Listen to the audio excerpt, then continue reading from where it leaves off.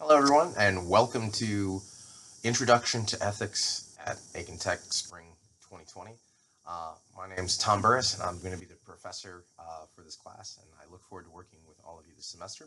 What I want to do in this video is kind of go over the syllabus and give you a sense of what the parameters are going to be for this class, what the assignments are going to look like, and hopefully make that as clear for you as possible.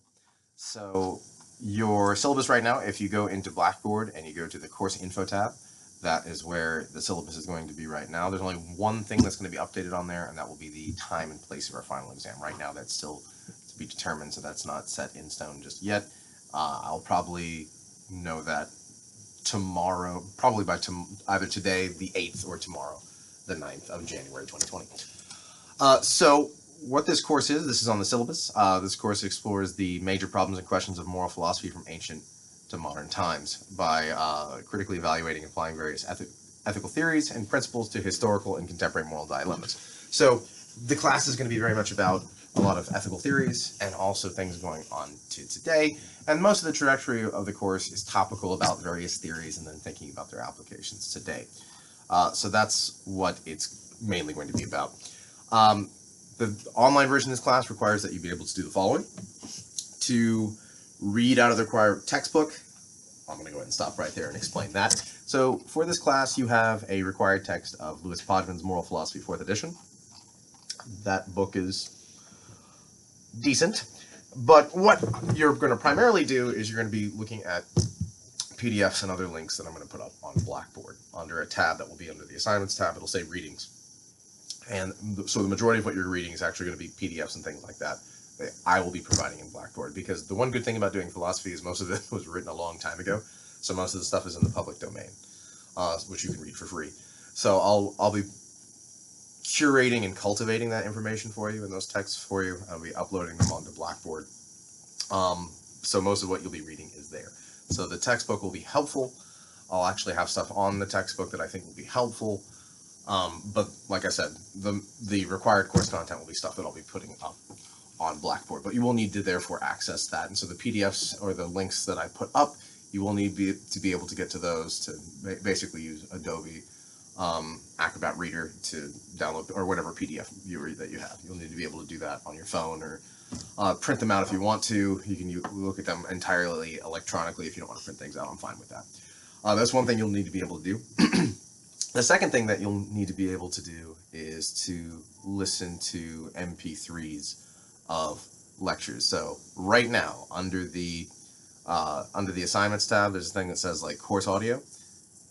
Those are recordings that I did in a physical version of this class, and you'll be listening to those. That will be one of the main assignments. That's basically how you'll be in class. You'll need to be able to do that. So you can either go in there into Blackboard and listen to those lectures in the browser, or you can go in there and click on them individually and download them and put them on your phone or some other whatever device that you've got, and you can listen to them elsewhere. You can even get various applications that can run it at various speeds. You want to listen to it a little bit faster, 1.5 speed, you can do that if you want to. That's two things you'll need to be able to do. And you'll also need to be able to submit written assignments in Blackboard. Basically, this means just uploading a particular file and putting it in a Dropbox. You'll need to be taking quizzes in Blackboard, and like I said, to retrieve and submit documents from it into Blackboard. Basically, can you download a PDF? I'm not asking you to rotate it, but can you download a PDF? Can you upload things? That's really all that's required for this course in terms of capability. What am I asking you to do? What are the learning outcomes of this class in particular? These are on page 2 of your syllabus, and it's basically I'm gonna break these down. There's a more in-depth version on the subsequent page. That is page, I think, 4 in the syllabus. But let me just break this down. Recall and identify the major thinkers, schools, core philosophical questions, terms, and concepts found in the history of ideas cross-culturally construed from ancient times to the contemporary world. When I say something like Aristotle's virtue ethics, I expect right now that to be fairly meaningless to you. But by the end of the semester, when I say that, can you go, oh, I know what that is, and I know what time period it's from and what that refers to? Like, I could give you a basic, I could give you a tweet answer to that question. We're good. That's what I want you to be able to do. Interpret and explain core philosophical questions. So explain this. Here's what somebody said about this. Interpret and explain. Okay, I don't expect you to master everything, but to be able to have at least a basic grasp of the things that we go over in this class. The third one, apply core philosophical questions and concepts to contemporary issues. This thing that somebody said in the past, or that someone said at some point, how does it relate to today? How can we apply this now? That will, in ethics, that will come up quite a bit. 4, compare and contrast related core philosophical questions. Okay, so when we're talking about ethics, here's some more terms that will be meaningless right now. Utilitarians say this about ethics, what's right and wrong. Deontologists say this about what's right and wrong. This goal asks you to, can you put those things together, compare and contrast those things. These people say this, these other people say this. How are those different? Compare and contrast them. And then 5, justify a sound philosophical position on a topic. Okay? You're going to have an opportunity to say things in the discussion board and Blackboard. Whatever you say, think of especially philosophical argument, but also really kind of any academic conversation as being like in a courtroom. Well, of course, it's much less pressure, I think.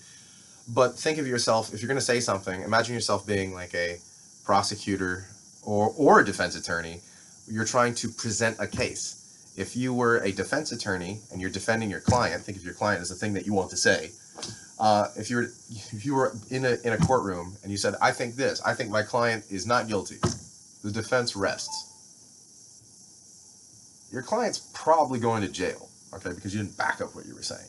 So what I want you to learn how to do is to really, when you want to say something, back it up with evidence. If you're going to say, I think Aristotle said this, back it up. Where did he say that? Okay, well, I think utilitarianism is bad. Back it up. Don't just leave it there. Give me exhibit A, exhibit B, exhibit C to back up what you're saying. So that's what I'm going to want you to do. I don't expect you to do any of these things immediately, but as we progress throughout the semester. I am available you can communicate with me. My email is on the syllabus. It's Burrus, B-U-R-R-U-S-T, @atc.edu. My name is Burrus, Burr like cold and us like we people. Okay, not brown, not Burrs or anything like that. That's me. So my email's on there. If you want to communicate with me, there's a format to what the email should look like, because sometimes people will email me and be like, hey, when's our next test due? Who are you? What class are you in? Because I teach more than one. Give me a little bit more to go with. So there's a format in the syllabus for you to look at to make sure that everything that you want to actually accomplish is accomplishable by what's there. Make sure when you communicate to me, you communicate who you are and what class that you're in at the bare minimum. So that's in the syllabus as well. There's some more stratified details in there that you can look at that are part of the goals. Please look at the academic dishonesty policy.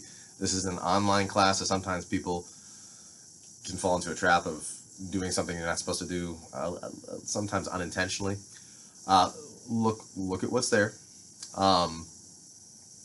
Read that policy carefully. That's actually true for all ACON-Tech courses. But look at it there. It's pretty short and sweet, and I'm already under the assumption that your assignments will adhere to that policy. So now with that being said, let's actually take a look at what the grades for this course are going to be. So they basically can be divided into 4 components. So you've got 6 quizzes that are going to be strewn throughout the semester, pretty evenly spread out. I haven't set concrete dates yet because I want to kind of get started. I've done this class online before, and when I set dates, it ended up just having to be rearranged. So basically every 2 weeks or so, we're going to have a quiz strewn throughout the semester. So I want to spread those 6 quizzes out fairly optimally. You can kind of do it at your own. I will have set due dates for those quizzes, but within those parameters, you can kind of do the course at your own pace. Again, with the exception of having those things kind of set every 2.5 weeks or so. So if you want to listen to the lectures, within a 2-week time frame, fine. If you want to do it at the last minute, not recommended, but fine. 6 quizzes, which will be about just 10 multiple choice, fill in the blank, short answer. Now, when I say short answer, I mean it might be a phrase. I'm not asking you to write a little essay or a 1-sentence response. Okay, it might just be bigger than one fill in the blank word. When I say short answer. So quizzes, 10 questions a pop. Each are worth 8% of your final grade, each one. Okay, so we'll have a module on something. At the end of that module, there'll be a quiz on it, 10 multiple choice fill in the blank questions. They will be 10 questions. They will be timed quizzes. I'm going to go ahead and say right now for those quizzes, 10 questions, 60 minutes. So once you start it, you must finish it before whatever due date is involved. But you can, while in that 60 minutes, you can look up whatever you need to. That will not be in violation of the academic honesty policy for the quizzes. You're on the quizzes. You're looking at your book, something I said in the notes somewhere, something else that I put up. You're looking at the text. Totally fine. Use those resources to your advantage. Okay. Let me know if there's an issue with the quizzes while you're taking it, especially as early as possible. So sometimes there have been hiccups in the past. You know, my internet broke right when it was in the middle of the quiz. Unlikely story, but please let me know when that stuff does occur, because things have happened before. That's the first aspect and element. 10 multiple choice fill in the blank questions, short answer, on whatever module that we're on at the moment. And I'm not looking for the most obscure stuff. I'm not looking for, I really try not to do obtuse questions where, you know, I focus on something and then I say, but what was this philosopher's favorite color? I'm not going to do that. The main stuff that I cover is the main stuff that's going to be questioned. It's going to be very straightforward. I just want you, basically, the purpose and function of a quiz is to bounce back to me the main stuff that I talked about. Can you recapitulate that to me? Can you bounce it back to me? Can you volley it back saying, I got it? That's the function of a quiz, at least for my courses. You will also have 3 2-page weekly analyses. What are these? So you will have, at the end of January, at the end of February, and at the end of March, you'll have a paper due. So right now, 3 assignments, those are set already.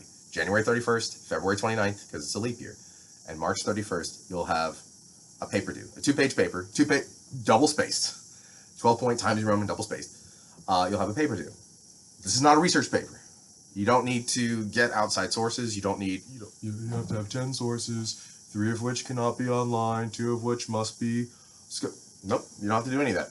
All I want in this 2-page paper is for you to talk about roughly a week's worth of stuff in your own words. Now, if there's just one concept that you want to talk about in 2 pages, totally fine. I just want your take on something that we discussed in class in a formal written paper. Okay?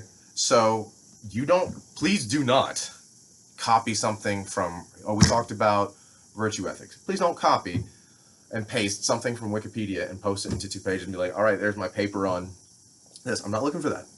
Don't write a robust research paper that has 700 footnotes. I don't want it. I don't want a research paper. I just want, what is your response to something that we talked about in a little bit more formal representation, namely a paper. Okay? But I want your take on something, and that stays between us. Now, what I have on Blackboard already is some examples of that. So let me go ahead and stop and say at this point where these things are. So for the quizzes and for the weekly analyses, where are these things? So if you go into Blackboard for this class and you go to the assignments tab, you'll see there are right now 5 folders there: course audio, sways on logic, readings, quizzes, weekly analyses.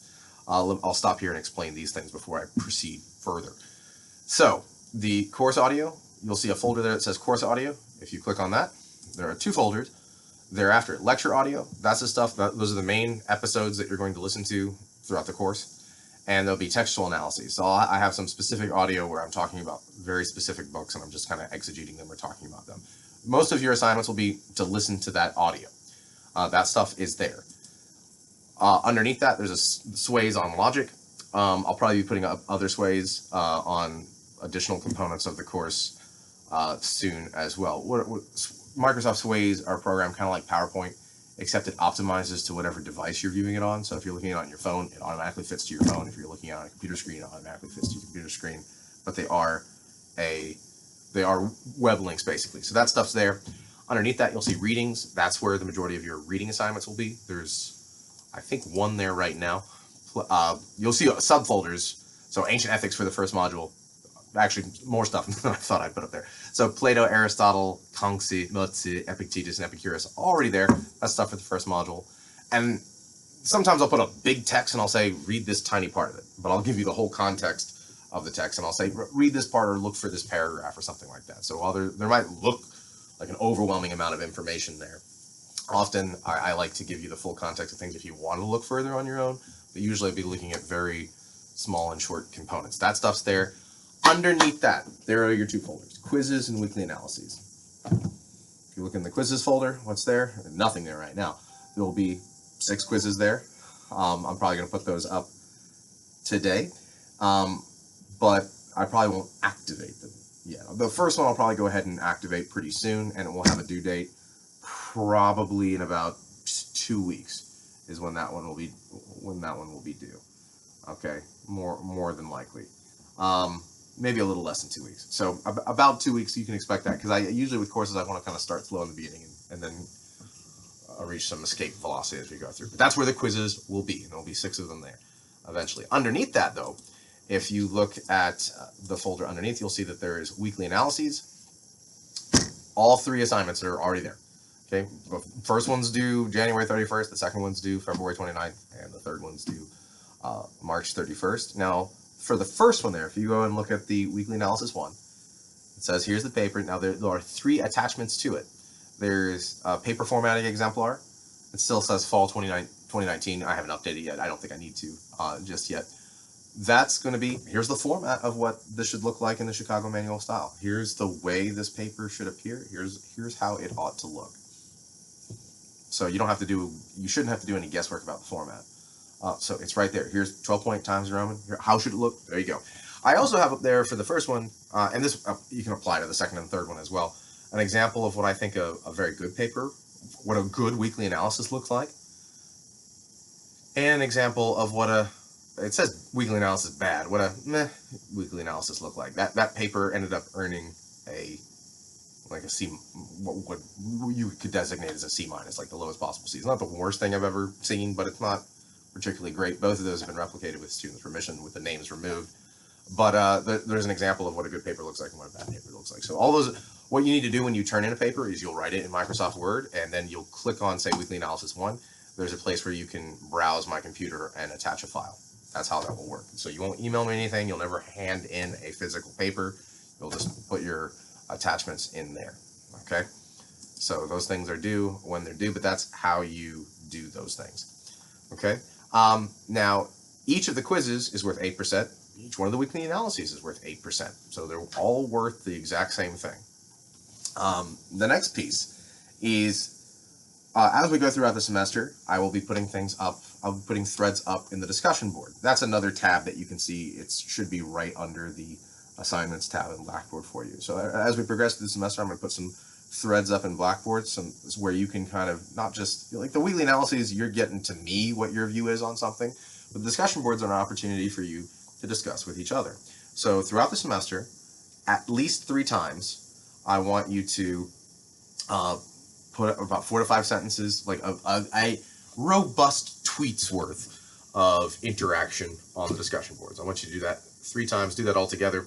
That'll be 8% of your grade. So really, I guess you could think of it as, something like 2 each time you do that kind of interaction will be 2-point-something% of your final grade. So do that at least 3 times throughout the semester. Interact on the discussion board in a robust way. That is, you said something, you didn't just go or yep or lols, but you put something a little bit more substantive in the discussion board. And I'll be interacting in there too, but basically I'll just be moderating. Make sure people don't say vituperous or that is mean comments in the threads. But as long as we're not doing anything like that, I really kind of want you in the discussion boards to interact with each other. I think sometimes online there end up being better discussions in classes like these, not like a subreddit, but in classes like these than there are sometimes in the classroom, because people usually aren't as nervous online as they might be in a classroom where they kind of want to be more quiet. So I'm going to require that of you 3 times throughout the semester. That's also 8% of your grade. So if you add that all up, now that's 10 things worth 8% of your grade. So that's 80 percentage points. Well, what's the rest? The final exam, which is worth 20% of your grade. And the way it will work for this class is it will be, even though this is an online class, what we do at Aiken Tech is the final exam will be in person. I'll be there. You'll be there. will be there together. And even though we'll be online, we'll be in like a computer lab, you'll do the final exam on your computer. It'll still be online, we'll just be in person. For the final exam, no additional materials will be permitted. However, the final exam will only be, this is it will only be some questions from quizzes that you've already had. In fact, it will probably just be about 20 questions. So you can think of it as like a super quiz. 20 questions, each worth 1% of the final grade, and it will only be questions from previous quizzes. So you consider it like all the final exam will be quizzes 1 through 6, greatest hits. That's all the final exam is going to be. So there will be no new content on the final exam. After you've done all 6 quizzes, you basically have your study guide for the final. There'll be nothing new on the final exam. It will just be, and it will just be like, you know, maybe 2 or 3 questions from quiz 1, 2 or 3 questions from quiz 2, 3 questions from quiz 3, and so on. That's the way that's going to look. And then after that, you kind of see what there's a timeline without any concrete dates, but kind of like here's the flow of how things are going to go, of basically what the 6 quizzes are going to cover, what's going to be on, what text. Now there I'm mainly following the texts that are in the book, but like I said, in reality, where I want to look at these texts are going to be the PDFs and links that I put up on Blackboard. So that's the way this is going to look. I'm going to put a discussion board thread up today that will not count for the robust discussion, but basically for any questions that you may have about the syllabus or about the course parameters. You can also email me again at burrust, B-U-R-R-U-S-T, at atc.edu about any questions that you may have. But I look forward to working with all of you this semester. I've thoroughly enjoyed the online classes that I've done at Aiken Tech so far. They've been really good. I've had great feedback. So I'm excited about it. I look forward to working with all of you. And like I said, if something occurs to you, please don't hesitate to ask me a question as soon as possible. I hope all of you have a good start to your spring 2020. Bye-bye.